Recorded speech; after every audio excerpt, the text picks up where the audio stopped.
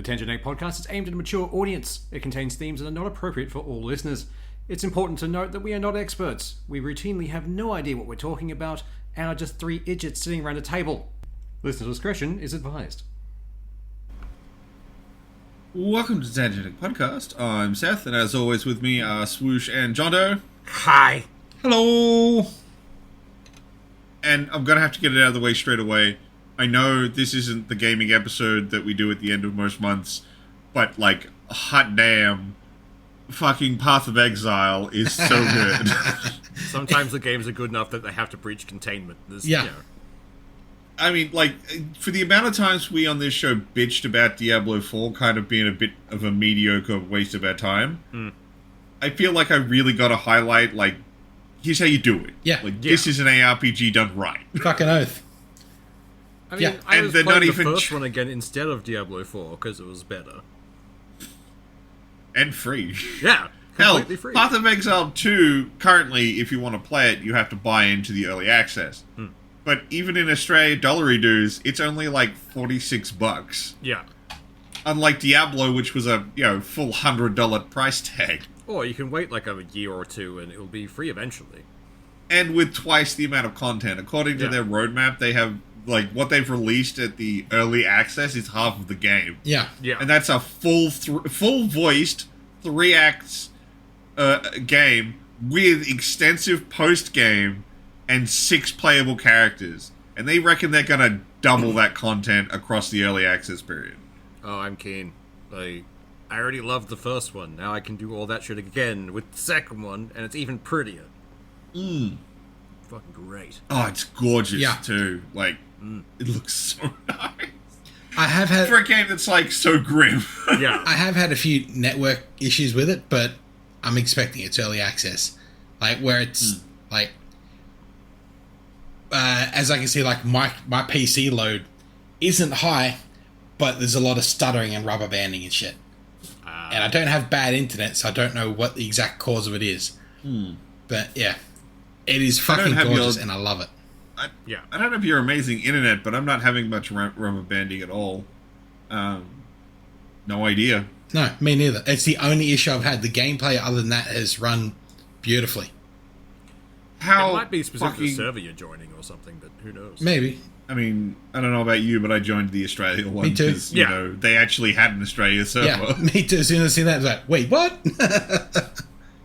We got one? We're not part of Oceania? We're not just being attached to Japan for once.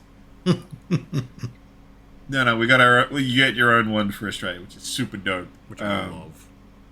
How fucking good are the bosses, though? Oh. Like, they are not pushovers. No. They will kill you. No, I've had several where I've, like, gone right to the wire and then got nailed. It's like, God fucking damn. I know I can do it because I've done it. I just got tagged at the end. Shit. Reload. In we go. Honestly, I found because I still haven't played the second one because I just got access to it now. But you're gonna. Oh, twist my arm, why don't you?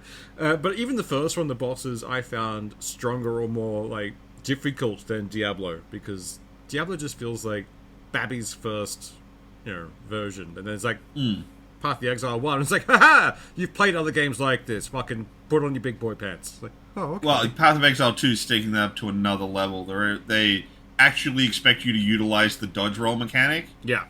And they mean it. Like, You need there are to boss use attacks that will one-shot you. Well, at least my squishy summoner character will me get too. one-shot. I just like the fact it's like a 3-man multiplayer kind of thing, like the pair grouping. So it's just going to be the 3 of us playing Necromancers, because why would we play anything else? We're going to hit the screen cap for minions. The way they handle minions in this one is actually much... I love it way more than any other game I've played with minions. Because in this one, you have a separate resource that you can acquire more of as you play, and you can summon minions up to however much of that resource you have. I think it's called Spirit. Okay.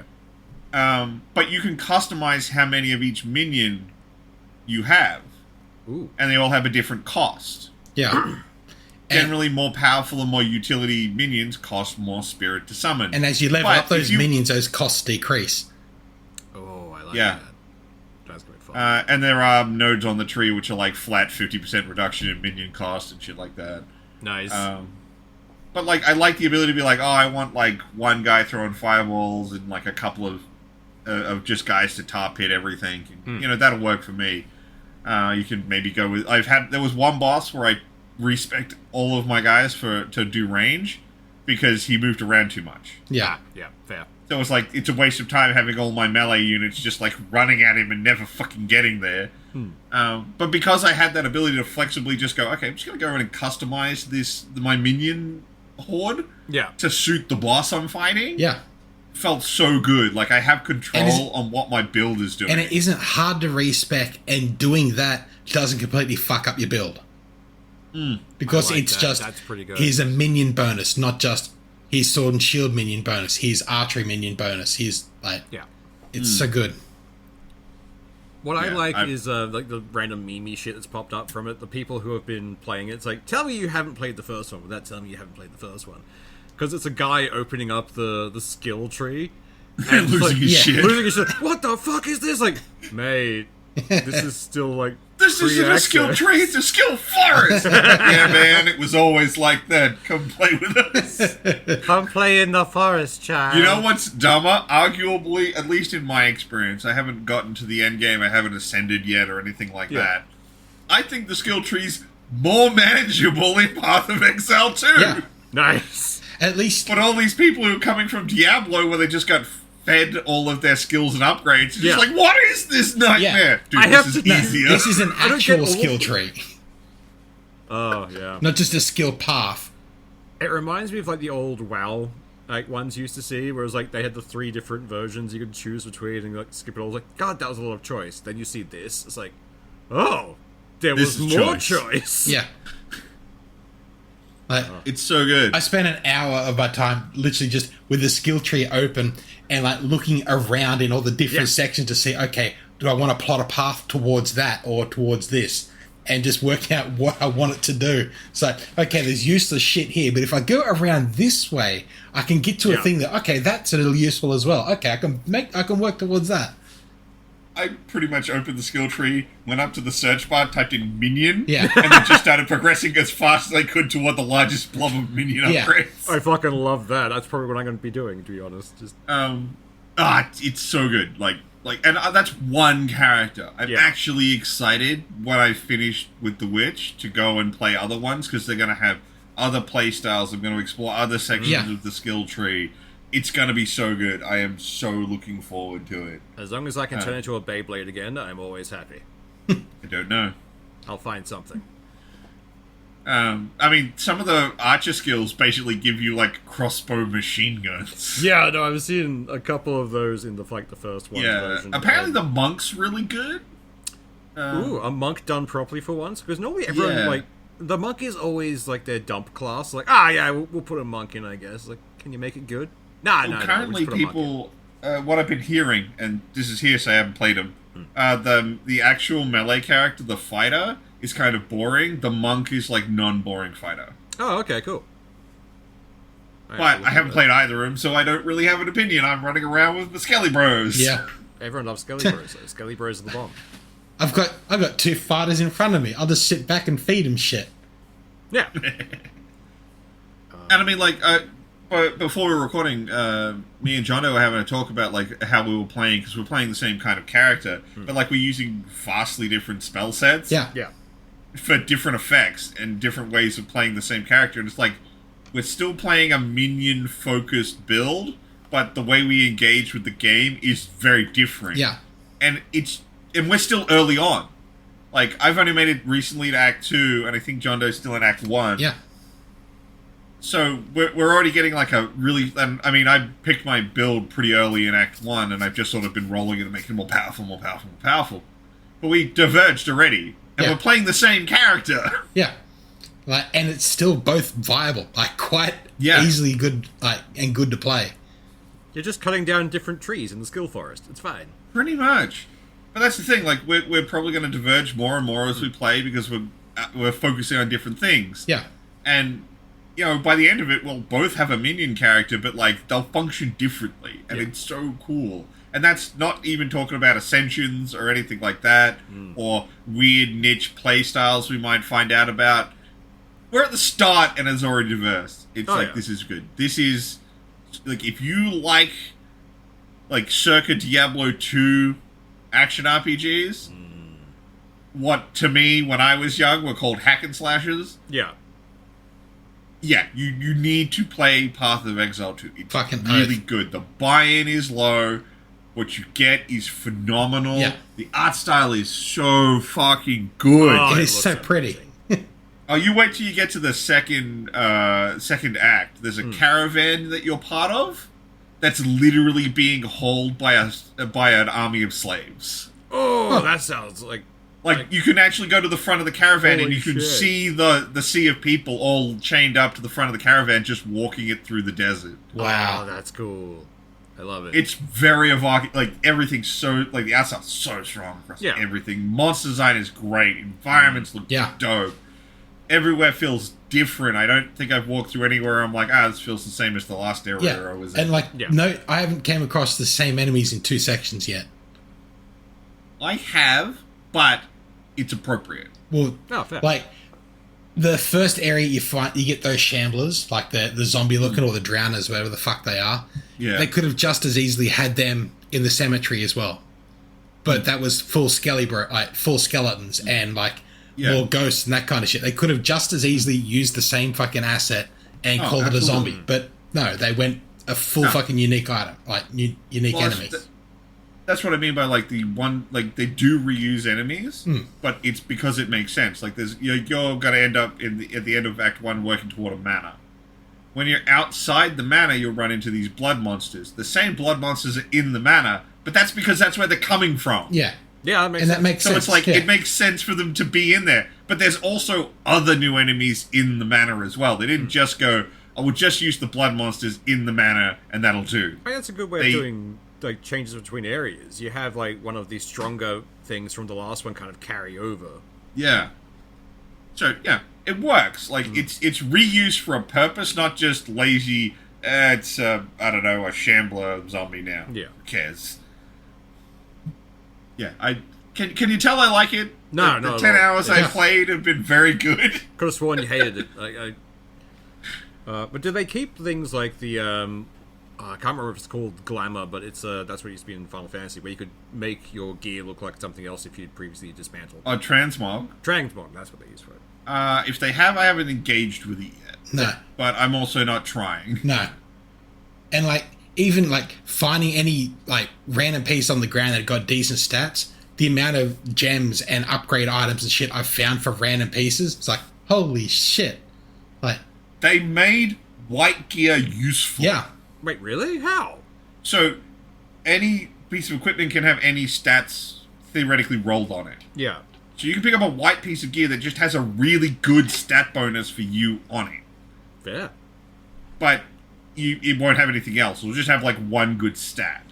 But then you can use various pieces of upgrade material you will kind of be rolling in, because they kind of want you to do this, to actually tier it up through the rarity levels. The first one you need to use is a pretty much make magic item, which turns a white item into a blue item, gives it an extra stat.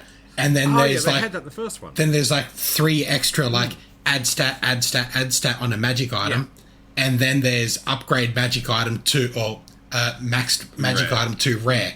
And you can just keep stacking up that way.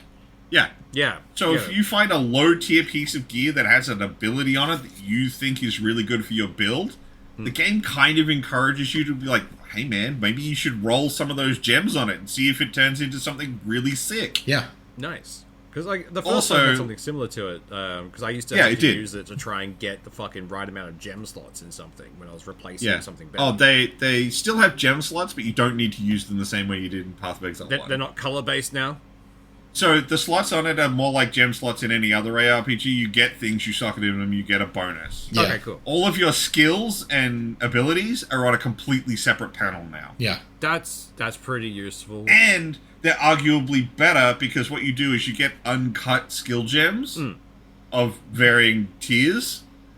So if you get a tier 3 uncut skill gem, you can pick any ability in your tree up to tier 3 to inscribe on that gem, and then you have that ability immediately. Oh, that's or you can upgrade a lower tier ability to tier 3. Ooh. Yeah. Also, if you get, say, let's say you had a tier 5 gem, and you had a tier 1 ability you decided you wanted, you inscribe that tier 1 ability onto that tier 5 gem, it automatically goes to tier 5. Oh, that's fun. Alright, yeah, it just sounds very much like D&D versus Pathfinder, like 3.5 versus the first time Pathfinder came out. It's like, hey, look, I got this thing over here that's really good, which is the first one. And the second one's just like, more crunch, more things. You can choose everything. Go, go, go. It puts so much more in the control of the player while it's still maintaining that, like, you know, I want to find, I want to search, see what things mush together. I've got the skill forest to go through. It's so cool. Yeah, it is so fucking good. We have literally just ranted for this about 15 minutes. Anyone who has not played it or not even thought about it, just go pick up the first one. Just go and have a look at the first one. Still free. Extremely low access point. Like, it's free. Just go and play it. Play it on low settings. I don't give a fuck. Just play it. And then you go and go, what's the second one like? And you're already hooked. By then, it's too late. Yeah. Pretty much. By that point, you're with us now. Join us. If you're unsure, 100% play Path of Exile 1. But if you played a lot of Diablo and you like these sort of games, I think the $40 isn't that big an ass. And even worse comes to worse, if you play the first one, you know what, this is pretty fucking cool. I want to play through this whole thing, and you buy shit in it. You do some stuff. It all carries across. Yeah, it does. Do it's it. Great. Just fucking play it. Yeah, that's one of the things I'm looking forward to when I jump into the second one. It's like, how much of my shit comes across? The answer is all of it. So they fucking made your stash functionally useful. Yeah. Oh, Scott. They actually allow you, like you have, by default, if you didn't buy any in Path 1, you have 4 stash tabs. Yeah. You can tell it what to put in each stash tab. Oh, thank So when you go to your stash and you want to dump shit in it, you can just dump it all in. And if you've got, like, all gems go to slot 2, all your gems will automatically go to slot 2 no matter what tab you're on. It's so good. Okay. It's almost like they looked at the past and you go, you know what? We could learn something here. Here's what a thing people wanted. And then they did the thing. The same? Like basically the playing of Tetris, but... It's still like that, but like that's just the ARPG genre. Yeah. Can you rotate things? No. I haven't tried, because usually once I get a full inventory, I just town portal back and deal with it. Free town portals, no cooldown, just go. Oh, free town portals. Fuck yeah, that's even... that fixes my issue. That's pretty standard these days. Yeah. I mean, the first one, you had to keep getting scrolls, and they weren't expensive, but you had to buy them. So... Right, I think we need to calm down the Path of Exile love. Never! I feel like we're drifting into... You want to, like, stop the recording and go play for a little while? I feel like we're drifting into, like, shill territory. We'll just open up our own guild. If anyone from Path of Exile wants to sponsor... we'll do a 3-man stream, like... Yeah. Say less. We are the Neck Bros. It's fine. So, next thing we were going to talk about, the first 8 episodes of Secret Level came out. Holy shit. I binged them all in a single evening, and it was great. I haven't watched them yet, but they're in my list. We'll try to keep it I don't care about spoilers, just throw them out there. I'm going to watch it regardless. Look, the Pac-Man one, the Pac-Man one was great. So there's actually, apparently, like, I've been told, like, we're going to talk about the trailers that came out for Game Awards. Yeah. Apparently in there's actually a game that's based on that. It was actually kind of supposed to be a tie-in. I think there's a few of them that were meant to be kind of tie-ins, weren't there? Because I have no idea, but, like, holy shit. Like, I've talked many times about the kind of, like, dark magic that I swear some animators have to do what they do. Yeah. I know every single one of these videos was animated. None of them are live action. I remember sitting on the couch with my housemate while we were watching the Unreal Tournament one and saying the words, man, I think the practical effects are really good. Yeah. Yeah. No, that's probably my favorite one out of them. The robots in that one, the little movements they make feel so like it's a puppet, not a 3D animated model. That's awesome. I could not wrap my brain around it. It was also a really good, like, just little story, just fun, set up And for it Unreal. like, it's really cool because it actually still sort of used the Unreal lore. Yeah. Because the creation of the Unreal Tournament was to do with a minor rebellion. Yeah. So it's still about a rebellion, and that's what creates the tournament. But now it's Rubens. Yeah. That one was, like, amazing. Like, That was definitely my favorite. you want to see the kind of dark magic that animators can do? That's short, man. Yeah. I did like the Arnold Schwarzenegger one's probably the best way of putting it, but the faces for it were just too close to the Uncanny Valley for me. I couldn't quite get into it. I kind of embraced the absurdity and just sort of rolled with it. I still loved it, but it's like every so often I'd see like the hero's face, like because it's only that one that threw me out.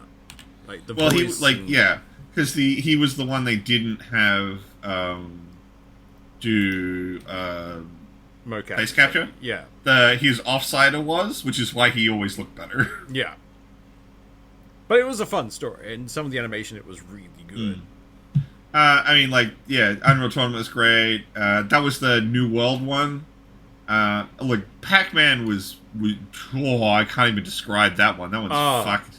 Pac-Man was great. It's that one's got some solid I think it's only like 9 minutes. Yeah. But in that 9 minutes, it packs in some solid horror vibes, and it's just like, I love it. It's really fun. Messed up fun. I wasn't super into the Dungeons and Dragons one. Yeah, that one was a bit odd, but it wasn't bad. It was very pretty. The reveal of Tiamat, that shit was metal. Yeah. Yeah, that was pretty good. That entire party wipes just after that, because, you're not... This is the thing I find funny about Tiamat. It's like the boogeyman of the setting. Yeah. But I have never met anyone who's played D&D who's gotten to the point where they have to face Tiamat and not been at the level where they can just fold her like a fucking piece of paper. Pretty much. It's like when you can do every side quest before doing the main boss. It's like, yeah. Yes. The 40k one was really cool. That one was pretty fun. That was just metal as hell. Yeah. Which is what you'd expect from a 40k one. Like, definitely. But it's like they were versing chaos more than anything else in that one. It's like, I like chaos. Chaos is fun. And they had the right vibe for it. When they went into like the dark cave and then it just became them killing demons and getting neon blood, all I could think of was, hey guys, do you want to know how good the Unreal Engine does lighting effects? Yeah, pretty much. But I mean, they were sick. It was really cool. The Armored Core one was fun. The way the dude kind of is like weirdly obsessed with being in his mech. He kind of is. Yeah, it's a little bit weird. The Sifu one, Jesus, that was like that was a really good embodiment of what the game was about. Yeah, in like a 5-minute shot. It was great. It was actually really fun. The action was fun. Stylish. Oh, so stylish. The action was good. The choreography was great. Yeah, pretty fun. What was the last one? Concord, was that an episode? No, that was cancelled. No, it's fine. Actually, I don't know. I think there was meant to be something for Concord coming out, but I can't. Yeah, but I think they pulled. Oh no, it's apparently part of the second slate that comes out next week. Ah, okay, fair. Maybe they'll give it a research. I watched all these and I can't remember the Crossfire one. Fuck, what was Crossfire? They were all really good. Yeah. It's like Love and Robots and like that kind of stuff. I think it's like there's some that stick out in your mind way more than others, but they were all excellent. And I mean, like I'm sitting here being like the Dungeons and Dragons one was the worst of them, but it's like these all fucking sing and are amazing and went way harder than they needed to. Yeah. This is the worst of them that went super hard. Oh yeah. Even their Yamcha is good. Like this is how we go. Yeah, pretty much. There wasn't a single Raditz in the bunch. Oh, the Crossfire one was with the people with the military guys who were always like, "We're the good guys, not the bad guys." Oh yeah, that was interesting actually. Yeah, the Both sides thinking your they're good perspective guys. is always you're the good guy. Yeah. No, pretty much no one goes into a fight being like, I'm evil. Yeah. Yeah. It was like, yeah, that was really cool. I like them actually showing the two teams operating on the same thing and being like, we got what we needed because, we're the good guys. We're supposed to win. Yeah. Yeah, that was really cool. I knew that, I had to look it up because I needed to know what it was because, I remembered them all and they all were good. Yeah. That one was pretty fun. I do remember. Because that's one of the first ones, too, I think. And these aren't really long. I think the longest is 20 minutes. Yeah, I think it was. Yeah. I don't actually have the length stats in front of me, but yeah. None of them were over 20 minutes. Yeah. And many of them were less than 10. Yeah. But I think that really helped a lot of them, nail what their presentation was. They didn't, exuberously drag it out. Yeah. They were short and punchy and really good. So, do we want to go through the winners of the Game Awards? Yeah, Yes. let's have a look. We bitched and moaned about what we thought about the nominees, so let's bitch and moan about who won. I haven't actually I'll looked at win this, everything. so as long as the fucking a DLC or a remake didn't win, I'll be happy. Right, so starting off, I'm just going to go through the whole thing, tell you who won each category, and if we want to talk about it, we'll talk about it. Yeah. So, Game of the Year went to Astrobot. Oh, okay, fair. Cool. Okay. A little bit of me still sad Black Myth didn't take it. Yeah. But, Yeah. look, Astrobot, apparently it's absolutely killer. Yeah. And it touches Everyone- every demographic, essentially, so... Yeah. Pretty much the worst part of it, from what I've heard, is everyone's like, it kind of wanks off Sony a little much. Yeah. If it hadn't done that, it would have been 10s across the board. Next up was Best Game Direction, which also went to Astrobot. It's a creative mascot platformer. Yeah. Yeah. Best Narrative went to Metaphor ReFantasio. Again, I've heard nothing but good things about it. Yeah. I'm probably not going to play it, though. They're not my jam. That's a JRPG one, wasn't it? Or... Yeah. Yeah. The new game from Atlas. Oh, that's right, yeah. And oddly enough, Metaphor ReFantasio also picked up Best Art Direction. It did look very pretty. Yeah. But... Again, another category I really wish Black Myth had picked up a win, but, next up for Best Score and Music went to Final Fantasy Rebirth. I mean, it's a Square game. Yeah. Look, if Square The is soundtracks failing go at hard. music, something's gone wrong. Yeah. Pretty sure they have an entire choir just captured in their basement. It's time for the Final Fantasy. Start screeching. Oh, they think they've beat the boss. Bring out the choir.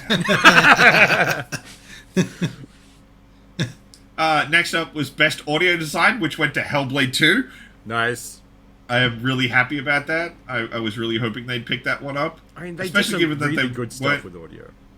I mean, they just continued what they were already doing with all of their binaural stuff. Yeah. If you haven't played it, play the two games just for that alone. I think is worth it. In a dark room with headphones on. Do it. Oh yeah, headphones or don't even bother. Yeah.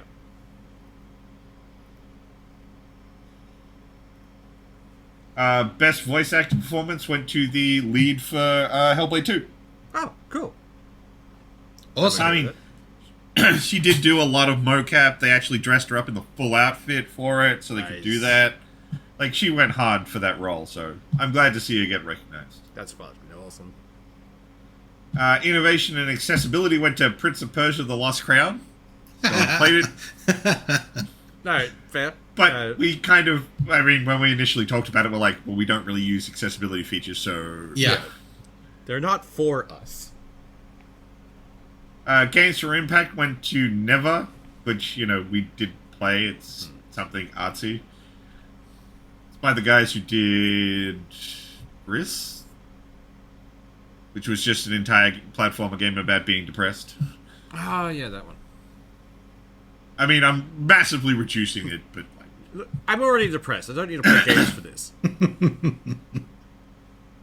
Yeah. Best ongoing went to Helldivers. Yes. Which apparently is just got a massive update, which is like, oh my god, new faction, urban combat, shit, I need to play Helldivers Yeah. again. I love the way that like we found out is the friend of ours just sent us a picture of the map going, "There's purple!" Like, we're going in. Best community sport went to Baldur's Gate 3. Yeah. It did get a lot of good community support at its launch. I still think Helldivers should have won it, but you know. Yeah. Best independent game went to Balatro. Awesome. I kind of sad they didn't win Game of the Year. And of course, it also picked up best debut indie game went to Balatro as well. As it should. Yeah. I mean, you're trying to fight Balatro here. Like, the game is so addictive. Best mobile game, guess what got it? Balatro! Picking up a 3-piece, goddamn. But I mean, like, they deserve it. That guy, for how simple it is and what he made, he deserves all the love in the world. Best VR AR went to Batman Arkham Shadows. I haven't played it, but I've heard good things. Best action game is where Black Myth picked up the win. Yay! I'm happy about that, because I wanted either Black Myth or Space Marine to get it, so... Yeah. And I'm happy Black Myth at least picked up something. Best action-adventure game, Astrobot. Yeah, I kind of figured that would happen. But that was a dumb category that had completely inconsistent titles in it. Yeah, it was very strange. Best RPG went to Metaphor ReFantasio. Again, not surprising. It's like the hotness right now. Which is weird, because I still haven't heard anything about it. Yeah. Best fighting game, as I predicted, went to Tekken. Yeah. You don't I was hoping Tekken's Sparking wheelhouse. Zero could do it, but yeah. Look, Sparking Zero is fun, but Tekken is entrenched in that genre. Yeah. Like, It's still like one of the most hyped games at EVO. Nothing was beating Tekken. Best family game, Astrobot. Happy Figured. to see that. Best sim strategy game went to Frostpunk 2. fair. Yeah, I'm okay with that. I mean, Age of Mythology Retold is good, but it is a remake of an older game. I don't think this is going to hit as hard. Yeah. But a lot of people are hanging out for Frostpunk 2. Best sports game went to EA Sports FC 25. I don't even know what sport that is. I'm going to assume it's soccer from the picture. Yeah. But I don't care about sports No, games. it's an EA sports game. It's about fucking over people in some way. Yeah, mainly their player best base. Yeah. Yeah. Best multiplayer went to Helldivers 2. Fuck yes. Helldivers having quite the year. Yeah. Best adaptation went to Fallout. I think that's pretty understandable. I think everyone was kind of expecting that one. It was I pretty mean, good.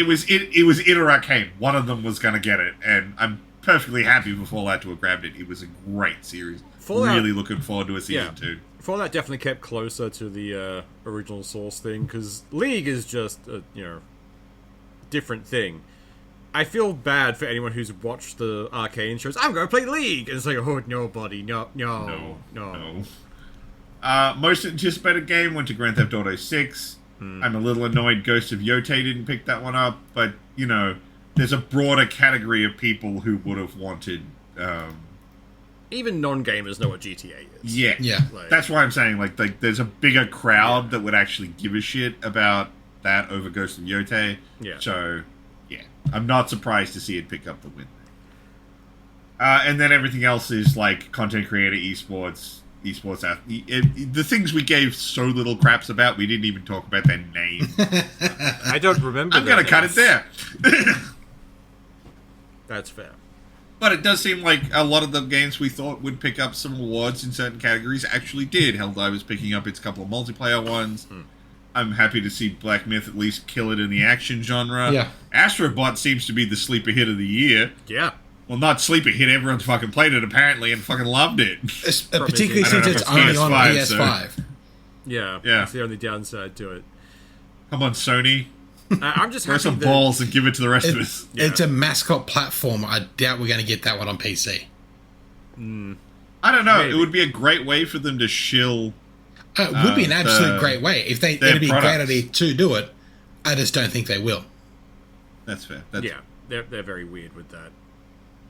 But I kind of... Right. I'm glad that the Game of the Year wasn't won by a DLC or something Yeah. like that. I'm glad Look, the as Elden much- Ring DLC again- didn't win it. Yeah. I like Elden Ring's DLC, but like, yeah, I'm with you guys. It had its time in the sun. It doesn't need it again. So, shall we get onto all the trailers that came out? Yes. Because there were a lot. It's gonna be a long As- episode for you fuckers. As always, I will post the trailer list that we're using for this video in the show notes. And I'll actually do it this time. The past couple of times I've said I'd put something in the show notes, I forgot. We are very special at times. Look, man, work's been kicking my ass. We're heading into Christmas, and everyone's like, we need our shit. Sometimes the squirrel needs to sit there and, like, breathe. Yeah. So, you guys got it up? Yep. Alright, starting out, we have the trailer for The Witcher 4. Yay, more Witcher! They're expected to Yeah, not pretty have much. Geralt in it. Or Geralt, whatever the fuck it is. I'm pretty sure they're using Ciri as the main character this Yeah. time. Yeah. Which is the logical conclusion. Yeah. Like, let's face it, The Witcher 3 was kind of the handoff game to Ciri, so I'm not surprised to see them, at least from this trailer, they seem to be focusing a lot more on her. So I would not be surprised to see her as the actual player character.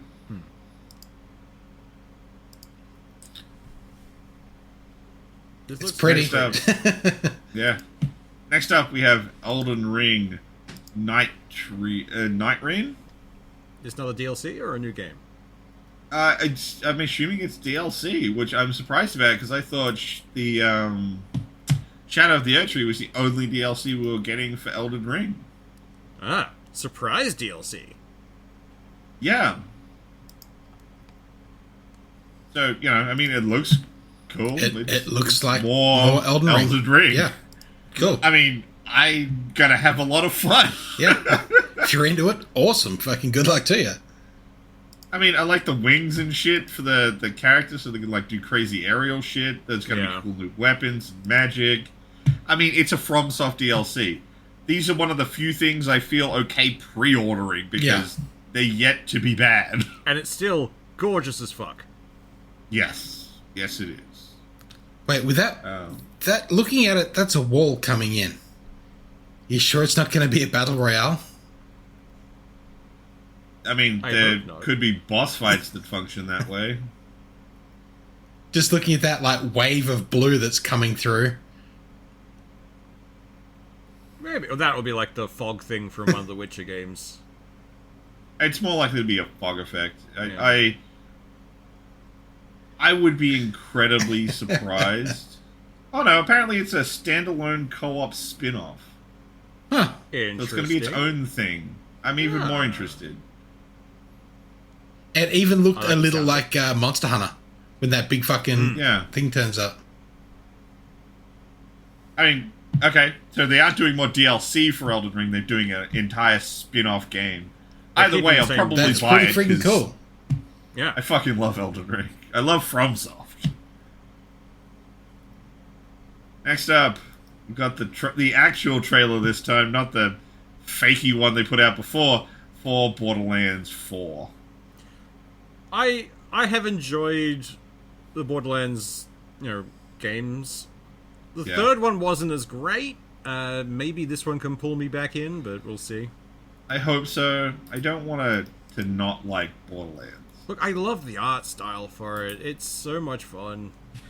I like the weapon stuff. I Yeah. like the characters. Like, yeah. What can I say? I like Borderlands. It's just 3 is so milquetoast with the worst villains. Yeah. They did bring Borderlands 3 a bit back with the DLCs, though. They did do quite well with Problem is how far But- you got to get into the game to play those DLCs. Yeah. Yeah. True. A lot of them are like endgame content, so it's a bit rough. Next up is something I never thought I'd fucking see. Yeah. A sequel to Okami? I loved Okami, but I didn't think there was going to be a sequel to Game of it. Yeah, I would have never expected to see another one of these. It was a very Like, solid this was step like, forward. I think it was originally on a GameCube, was it? Yeah, something like that, yeah. I know it's since come out to PC, because I've played it. Mm. But yeah, I would have never, ever, ever told you would ever get another Okami. I like the Oh, fact this too is bad. called Okami 2 Sequel. Guys, come on. Slightly better name, please. It's like they put in a Google Translate. What is game after first? Sequel. That is us. It's like when we choose random words from other cultures, like, yes, that sounds fun. Just means pancakes. So, next up is Intergalactic, the Heretic Prophet, which is the new game from Naughty Dog. Oh. When I first seen the title of this, all that went through my head was Intergalactic Planetary, Intergalactic. Yeah, I was thinking the same thing. I don't know if that's meant to be a quote at the front, but It does. apparently, yeah, it translates. Cool. I like it's very future, but also old school future. You know what it feels like it's doing? Unintentionally? Really shitting on Star Citizen. Yeah. Like, this looks gorgeous. But, I mean, I'd expect nothing more from Naughty Dog. Yeah. It reminds me of the way the old Alien ships were built. Like, the technology is, like... It looks chunky, but it's far done future. Was it Actually, near-futurism? read a really good... like, one of those writing prompt stories that kind of explored that idea. Like, humans make these ships with these old clunky designs. Why? Because they don't break. Yeah. Yeah. You're in space. You need everything to work. You can't have anything break. Space will kill you. Or just, like, redundancies on redundancies on redundancies. Whereas other races, like, we have a shield. Why would we need a redundant one? Like, 'cause what if that one fails, you fuckwits? So, I mean, that looks good. I mean, it's Naughty does Dog, look though. good. So, It looks like, fucking amazing. it's another one of those studios that's just had, like, banger after banger. So it's like, This okay. this I does trust. look a game that, like, again, would be right up my alley. Like, it looks really, really fucking good. Well, you better hope Sony brings it to I PC. know. It's still not worth buying a fucking PS5 for. Next up is Split Fiction. It appears to be a co-op game. If it ever loads. Come on, YouTube. Yeah, it's a co-op action-adventure. Oh, a bit like It Takes Two or something like that. It's from that developer. Oh, Scott. Yeah, so they actually know what they're doing. Yeah. Yeah. This looks like fun. Yeah. It's very pretty. A lot of sci-fi, but then some fantasy. It's like, I would be pretty down to play this with one of you dragons. guys. Dragons! Everyone loves dragons. Alright. Next up, we have Project Robot. It's the robots. There are no robots at all. Well, I mean, it's from the creator of Shadow of the Colossus and Last Guardian, so... Oh, fair. I'm guessing there's a big fuck off robot in the distance somewhere. And then you gotta kill you have it, to climb it and feel and bad for killing it. I mean, like, the blurb on it is, a lone hero scales a towering mech and transforms its head into an aircraft. I mean, yeah, he just kind of vaults himself out the hand. This is pretty interesting. I mean, if it's by the guys who made fucking Shadow of the Colossus, like, you're gonna climb some stuff. Oh, definitely. Apparently Venom is running at them. I mean, like, I think the one thing that's gonna be annoying about that game is they're gonna make me love something and then kill it. Yeah. Because that's what that studio fucking does. Horizon Zero Okay, so Dawn that- has come a long way. I'm assuming this is going to be like, you use the head to attach to other mechs or something to do big stuff around. Gren the world, Lagann? or- It kind of does remind me of it, actually. That would be dope. Give me some sunglasses. Fuck yes. Next up is one we're probably not that interested in, but it is the reveal of a character for Tekken 8. Fair. Cool, they Like, get more things yeah, to play cool. with. Good luck to them. Have fun, Tekken people. Next up is Catley, Catley! which, you know, I'm not entirely sure what I'm looking at. This cat is clearly a It's fae or a an demon. acid trip. It's very... Its eyes are terrifying, but it's gorgeous. Apparently it's an interactive open-world adventure This is game. what happens when they have catnip. Yeah. This is what the world turns into. I mean, like, I kind of want to know more about it, like, when closer to when it comes out. But I don't know. Like, I'm a cat guy, so... Next up is Steel Hunters. This looks like fun. Yes, it does. I'm sorry, I can just make a Zoid? Yes, please. Is this one of those arena shooters? Oh, God, really? Unfortunately, it seems that way, yes. No, I want to make a Zoid thing. Although, if there's anything that can get me to play an arena shooter, it would be giving me a mech. Yeah. Especially this sort of mech. Yeah. And the destructible environments look really fun to, like, press through. But yeah, arena shooter, you count me out. Next up is Slay the Spire 2. Interesting. More Slay, more Spire. I mean, like, if you're into the first one, you'll be into this one. If you like deck builder games, I guess you'll like it. I have a hard time enjoying them. There are some I like, Blatro, Yeah. but I never really got on the bandwagon for Slay the Spire. But Yeah. a lot of people did, so, you know, have fun, guys. I got drawn in because everyone's like, oh, the hype is good. I'm like, it's okay. Next up, the first Berserker, Kazan. Interesting. This looks fun.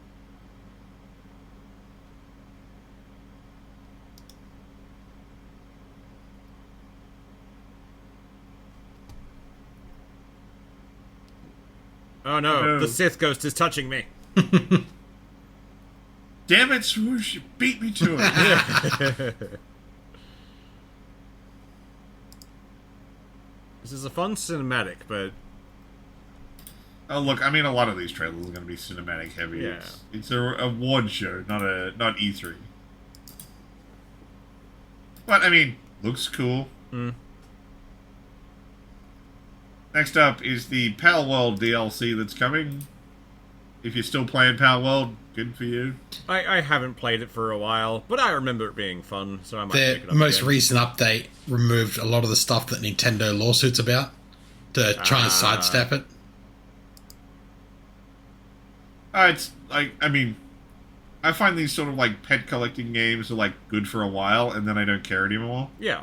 That's why I find it hard to like personally justify DLC for something like this. It's like, I don't know. The community tends to move on with that sort of stuff. So, but if they've got enough of a community to sell DLC, fucking eat well, guys. I hope you enjoy Yeah, it. but yeah. Next up is Killing Floor 3, which I am super hyped for because I love the Killing Floor games. This does look like fun. Just murder everything in your way and do the things. Yeah, they're literally just like arena, kill all the zombie games. Yeah. Crank the difficulty to have more zombies to kill. They're just fun. They don't try to be more than what they are. Yeah. And Tripwire has generally, like, long-term supported the games with extra characters and free stuff and new maps.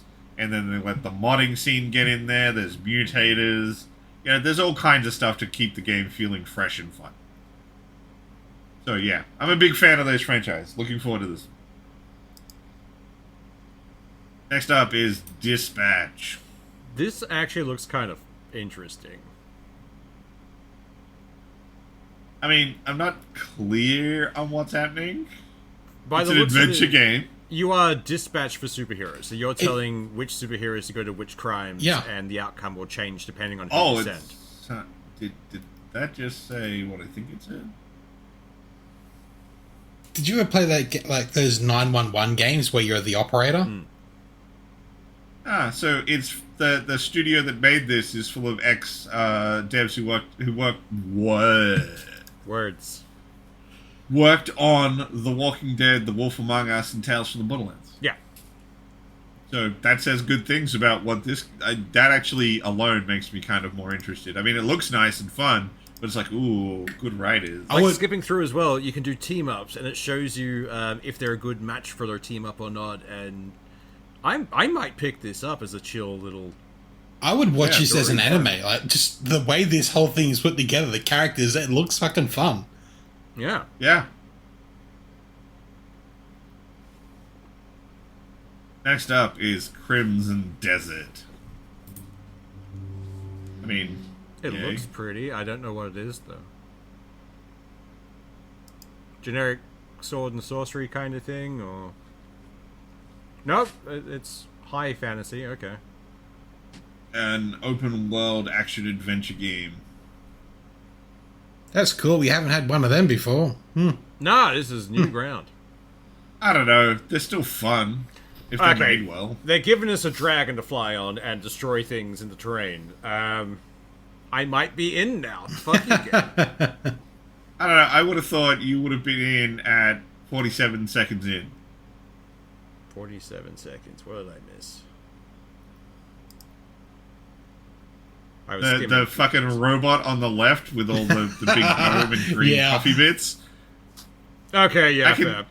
I can see that, a model of that on your shelf. That's just swoosh aesthetic right there. Yeah, very much so. Next up is something I'm sure some people will be very happy about, which is the PC release for The Last of Us Part 2. Keen, I didn't hate the game. I didn't like the ending, but... I only don't like the ending because I think the ending should have stopped 10 minutes earlier. Yeah. But it's a good game. I really enjoyed it. I wouldn't mind playing it again with more stable frame rates. That But, would be great. yeah. Hopefully it has a better launch than the first one did. Yeah. Next up is Den of Wolves. Seems very cyberpunky. Unfortunately, it's a co-op heist game, so I'm not sure how much I'm going to care. Cyberpunk Payday. Kind of seems Kinda, that way. I mean, I have trouble with games that require multiplayer to remain fun. I Yeah. just don't play that many multiplayer games anymore. I My will do obsession them. with Helldivers is a weird anomaly. Oh, that's only because we keep playing as a group. Like, if you're pugging, not nearly as much fun. I mean, it looks fun, and I hope the people who want to play this have a good time. Yeah. Probably not for me. Next up is Solo Leveling Arise! It's a mobile game. Yeah. Yeah. It's hard to care. Well, it's hard to care for me, because I prefer to play my games on my computer, not my phone. Yeah. Yeah. Balatro being a strong exception. It's the second... I went through it and I thought, fuck it, I'm going to listen to all the books of the Solo Leveling series. So this is about like the second character arc they're bringing into the book series, which will be the next chapter for the anime. Oh, nice. Next up is Rematch, which, while it looks like a kind of a sports game, it is from the studio that made Sifu. So I'm assuming it's going to be like a roguelite for sport? I don't know. It so far just looks like a lot of soccer. Seems like arcade soccer, though. So, Yeah. like, while it's not my thing, it looks like it's just going to be more fun than anything else. Yeah. And I Like think the just sports a genre could do with basic that. soccer game. Like without all the EA bullshit. Yeah. And at the same time, it's not so arcadey. It's like Mario It's Soccer, like- where like people kicking fireballs and shit. It's like actual fucking Rocket League soccer. Like Yeah. with the Yeah. walls and shit. The world has come full circle and Rocket League has gone back to actual soccer. Just now there aren't just rockets involved. It's fine. Next up is the PC release for Final Fantasy VII Rebirth. Yay for anyone who was hanging out for that. Have fun. Already played it. I'm good. Next up is Shadow Labyrinth. This is giving me vibes of what's the one about the little tiny people running around? Little Nightmares? Oh wait, Yeah, no. kinda. Nope, you beat the This shit out of is stuff. what Okay. the Pac-Man trailer from Oh, Secret Levels from. This Oh, is what that it makes was sense. for. Neat. That's why, like, it seems so weird that, like, it was so not Pac-Man, and then it's like, oh, this is kind of what it was actually about. Seems fun. Yeah, so I'm pretty keen. Next up is Sonic Racing Cross Worlds, which is a concept that feels really weird. Yeah. You have a bunch of characters capable of running at supersonic speeds. Yeah. Why the fuck do they need cars? I can see, like, Tails or Knuckles or Shadow needing a car, but Sonic should just be running. But Tails can keep up with Sonic, so can Knuckles, so can Shadow. Yeah. Like, yeah, okay, maybe someone like Amy needs one, but, like, come on.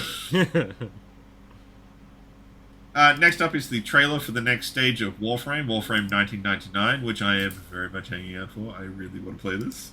But I'm a giant fan of Warframe, so I'm not going to pretend I'm objective here. I'm assuming this is, like, all before everything kicks off kind of thing, or...? It's getting kind of weird. Warframe's been doing a bit of, like, multi-dimension, timey-wimey stuff lately. So I'm not sure what's going on with 99. It's not out yet, so I haven't played it. It looks cool. But I'm pretty keen. It seems to be that it's set before all of the stuff that turned Warframe into Warframe. So, like, the main character is a proto-frame, Arthur. He's the proto-frame for Excalibur, which is the poster boy for the franchise. Yeah. Yeah, I'm looking forward to it, but I'm big into Warframe. Yeah, it's fair. Next up is Thick as Thieves. Which, it seems to be another multiplayer Stealth game. Thief games. But it's trying to push, like, you know, Thief and Dishonored vibes. Yeah. How multiplayer it is kind of the big question. Look, when I saw the Living World thing, I already had to suppress a groan, so...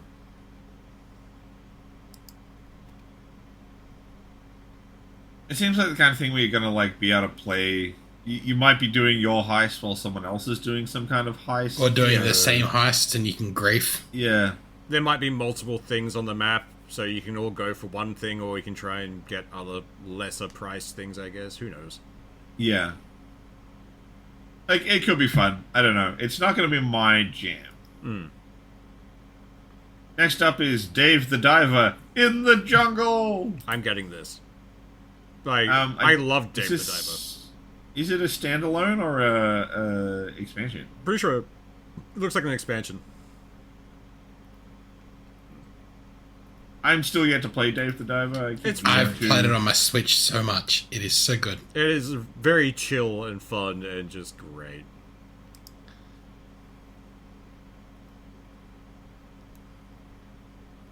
I think it's going to be a new location, because you start off the first one at that weird, mysterious, deep hole that always changes, and then you open the restaurant next to it.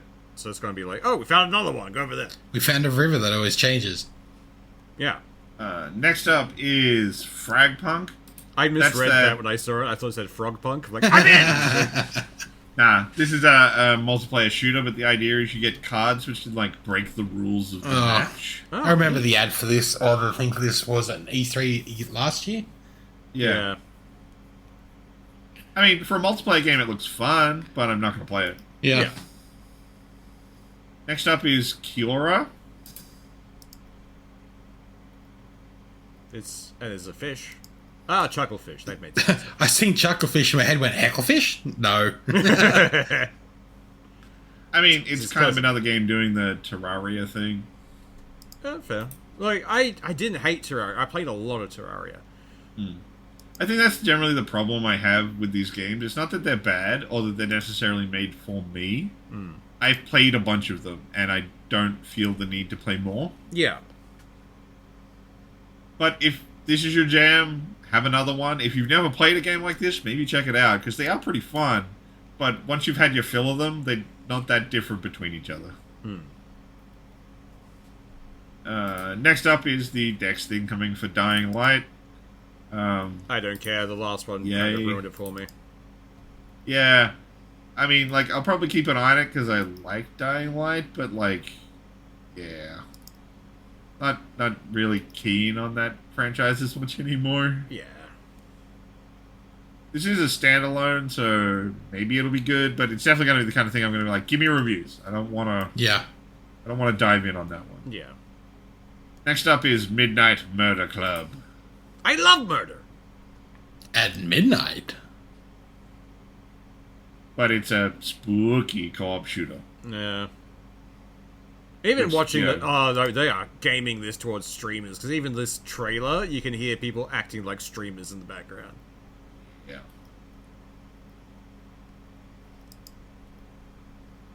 Next up is War Mechanic.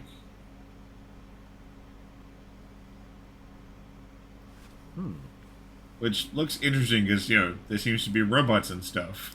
I love robots.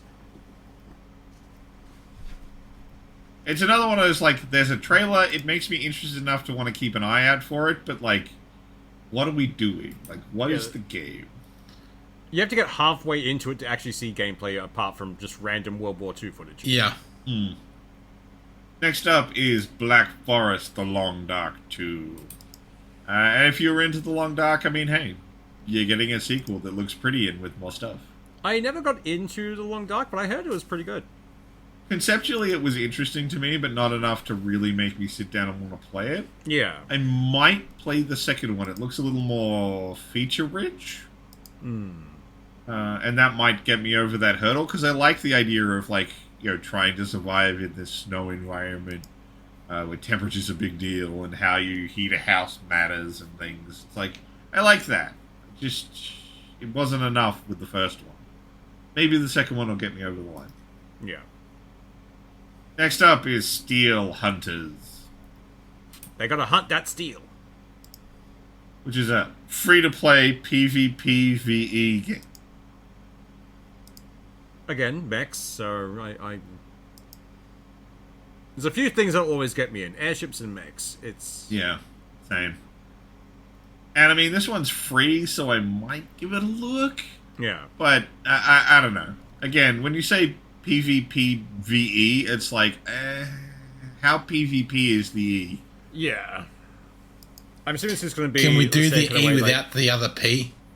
Yes. It's kind of like League does, where you are technically fighting each other, but there's things around you can try and grind and get stuff out of.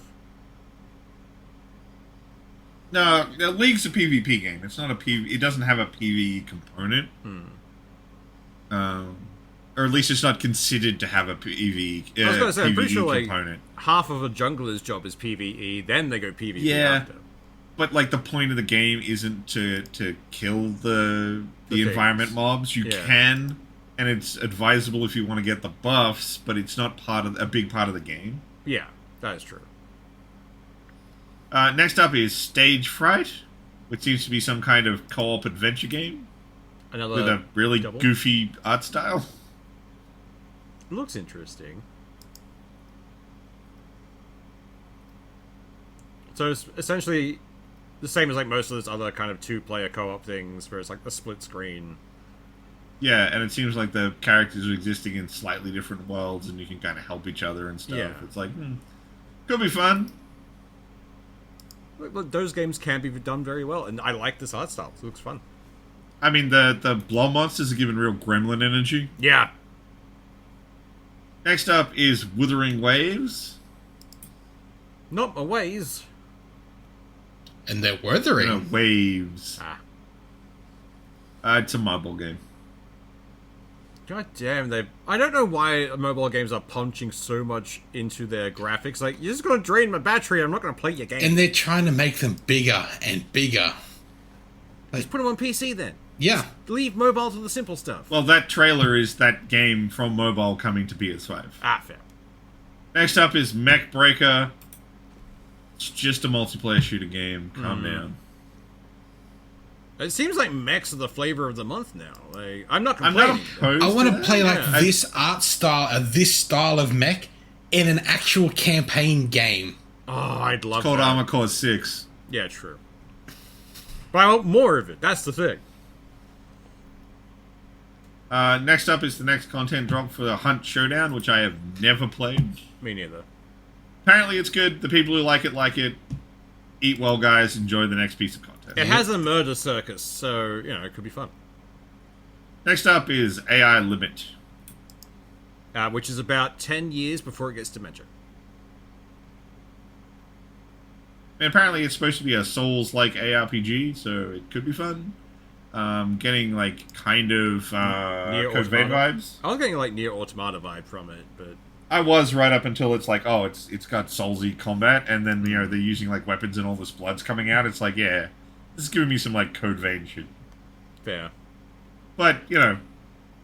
Oh, and the art style with all the masks and shit. I mean, it looks good. I'm always down for another group to attempt Souls-like. The last one I played was actually really fun.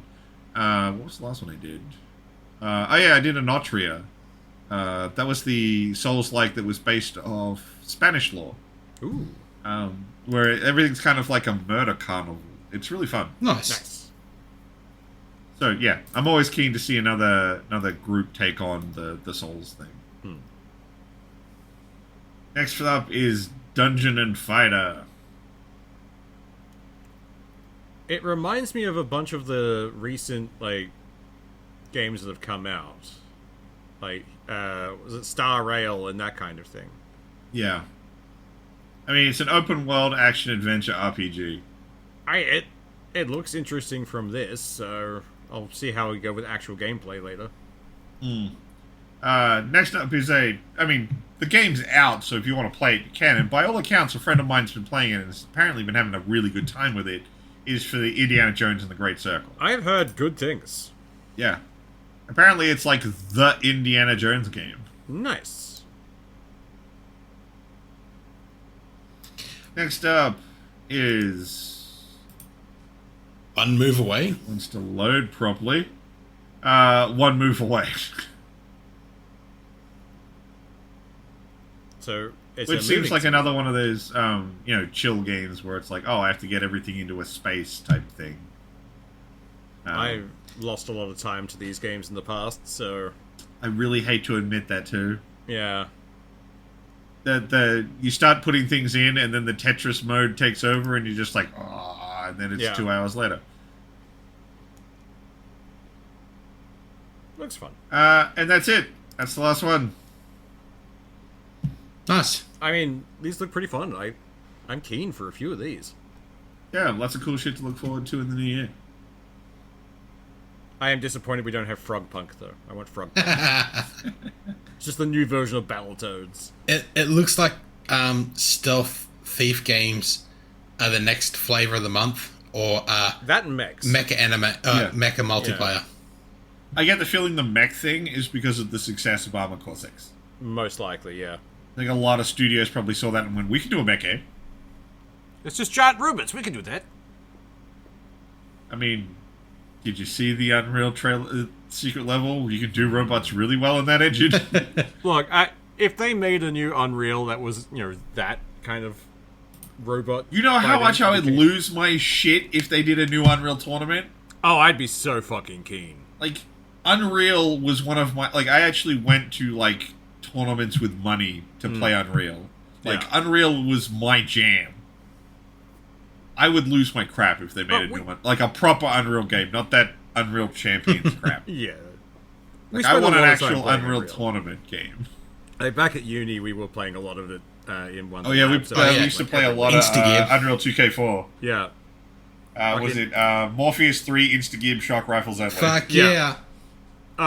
We got some good times out of that one. Just every time, because it used to be when you get killed, you could still hear some stuff happening, and we had open chats, or we're in the same room. So as you're like running through, having Gibson's like, I'm in your bits. You just keep running. My favorite thing was you'd have a bunch of people who played COD come and play, and you'd have them coming up behind you, and then you just randomly turn around and be like, how did you know I was there? I didn't. Yeah. We're playing Unreal. That's what you do. Yeah, you jump in the air, do a 360, and keep running. Yeah. There's always someone there. Like, assume Chuck Norris is in the background. It's where the 360 no-scope comes from originally. It really is. Yeah, it was so fun watching people who played traditional shooters try and play Unreal. Like, yeah. It was so fun. My favorite part is when they do the switch, where they finally figure out the difference. Like, oh, and then they suddenly get so much better. It's like, oh, you're learning. Now I'm going to stop pretending. Now I'm going to just take the training. Oh, the gloves can come off now? Thank Christ. Oh god. That reminds me of when we used to play a lot of Left 4 Dead. Because we were playing on a mate server that was ramped up to 11 because he was a sadist. And eventually, like, they shut that server down, and I jumped across to a normal server, and it's like, you're hacking. It's like, no, it's just, this is Babby's first version. Everything's down. Can we hike up the difficulty, please? Well, that's that.